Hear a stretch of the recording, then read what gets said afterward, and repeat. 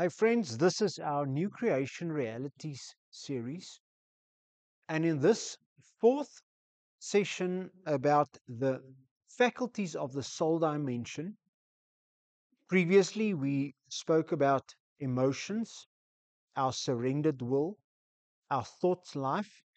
And in this session about the conscience, I do understand that it is a fairly new truth that we've accepted. Previously, the conviction was that the soul consisted only of the emotions, the thought, and the will.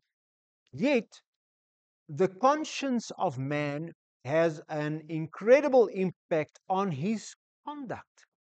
Even you, as a believer, for us, the word conscience might seem foreign, yet in the New Testament it occurs 62 times.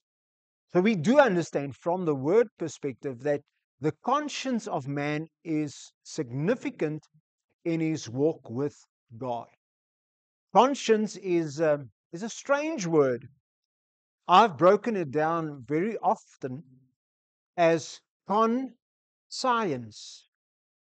It's the science that the enemy employs to convince you, to con you into thinking that what Jesus did on the cross was not sufficient. And thus you end up with a guilty conscience. The conscience of man deals exclusively with the past.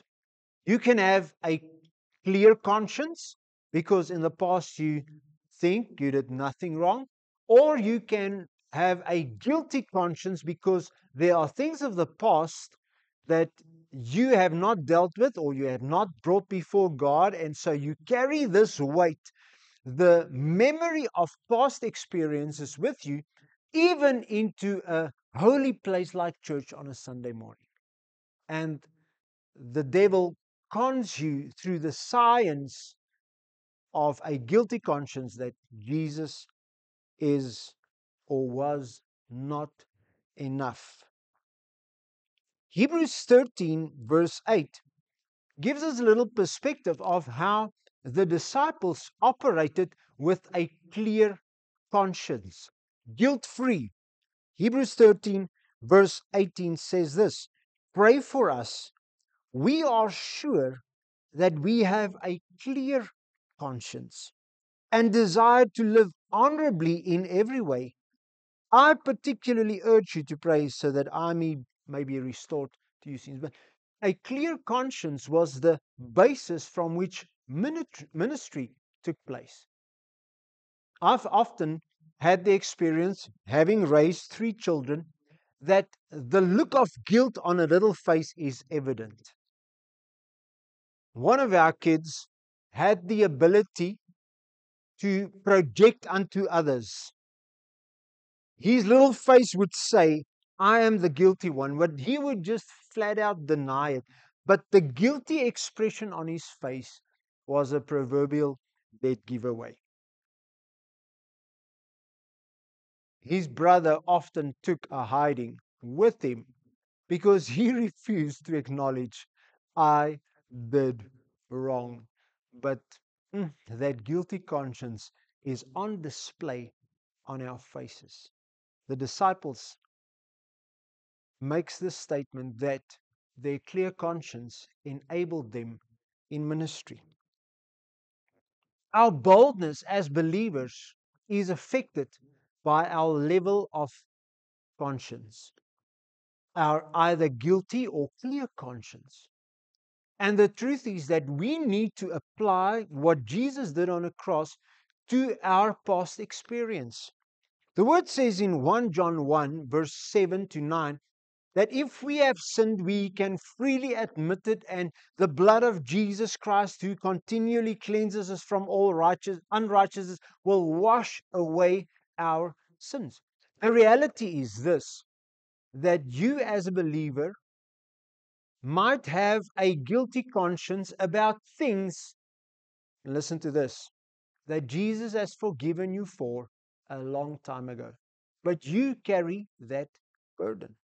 Listen to what the word says in Hebrews 9, verse 14.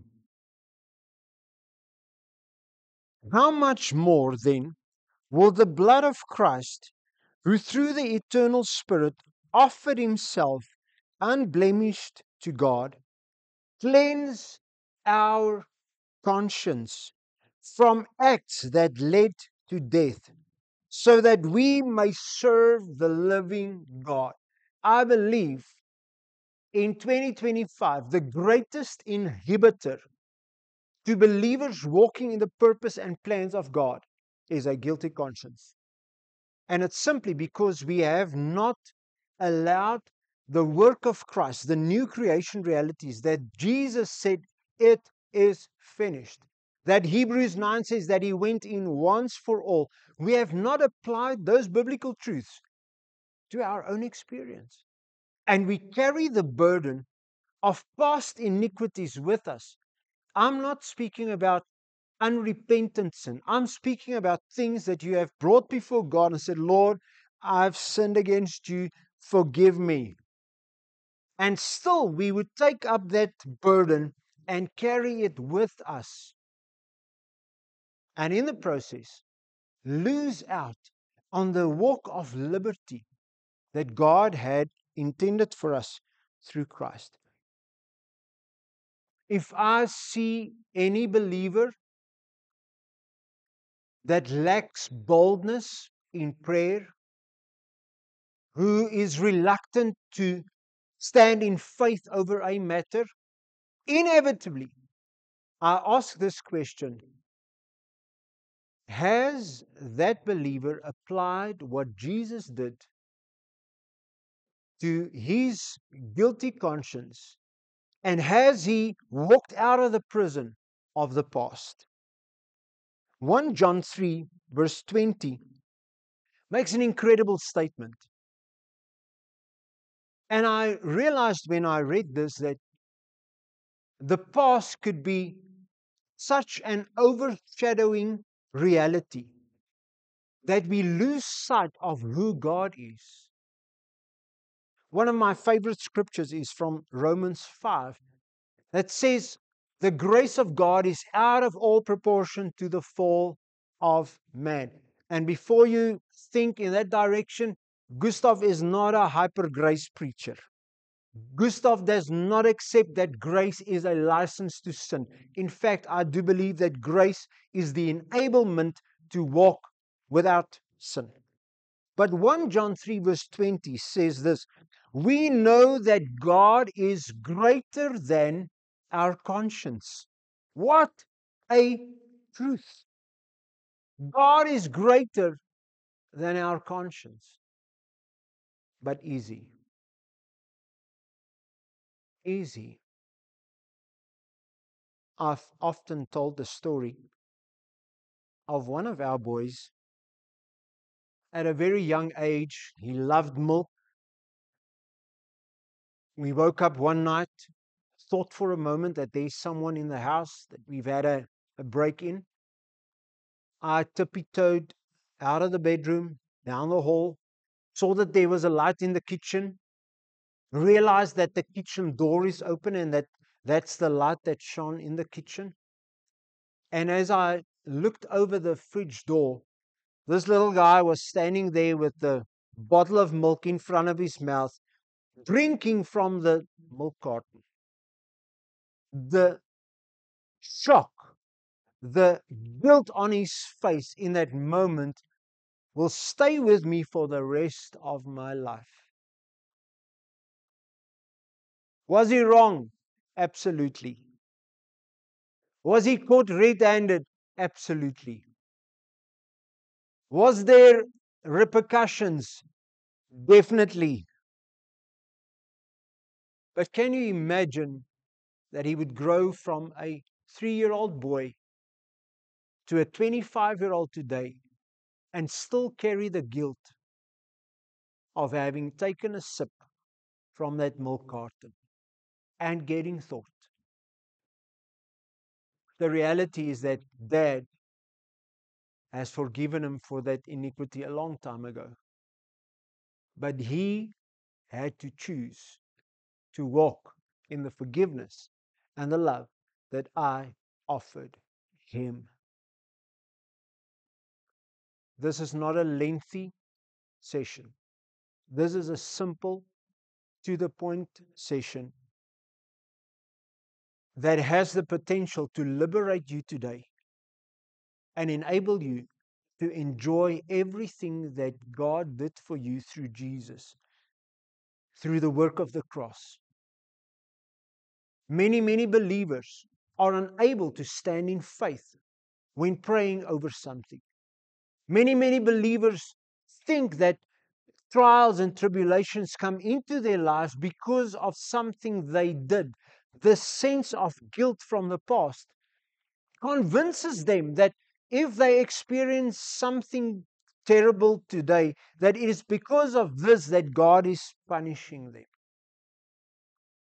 What an absolute lie. The enemy would love for you to believe something like that. The truth is that when we come before God with our past and with a sincere heart, because the pattern of forgiveness is conviction, remorse, repentance, forgiveness, restoration. But what a pity if we would go through this and then take up that burden again and walk with that unforgiveness, walk with that guilty conscience. It's like a ball and chain that keeps us captive. And I want to encourage you with this simple truth. We know that God is greater than our conscience. Don't let the enemy con you